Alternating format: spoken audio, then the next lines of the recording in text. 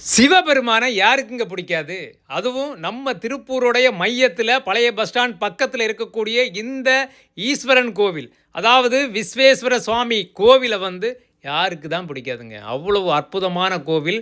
அதாவது நகரத்துடைய பரபரப்புக்கு நடுவுல ஒரு அழகான, அமைதியான ஒரு கோவில் இந்த ஈஸ்வரன் கோவிலுங்க. கிட்டத்தட்ட 1000 வருடங்களுக்கு பழமையான கோவில் இது. ஒரு சிலர் சோழர்கள் கட்டின கோயில்ன்றாங்க, ஒரு சிலர் பாண்டியர்கள் கட்டின கோயில்ன்றாங்க. அதில் எனக்கு சரியான கருத்துக்கள் சொல்ல தெரியல. இதோடைய உண்மை தகவல் இருந்தால் கமெண்ட்டில் சொல்லுங்கள்.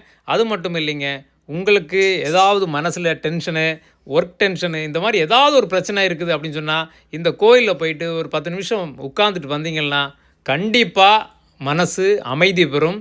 எனக்கு அந்த எக்ஸ்பீரியன்ஸ் இருக்குது. நீங்கள் யாரெல்லாம் இந்த சிவபெருமான் கோயிலுக்கு போயிருக்கீங்க அப்படிங்கிறத கமெண்ட்டில் சொல்லுங்கள். கண்டிப்பாக போகாதவங்க போங்க. திருப்பூர் விஸ்வேஸ்வர சுவாமி சிவன் கோயிலில் இருக்கேன்.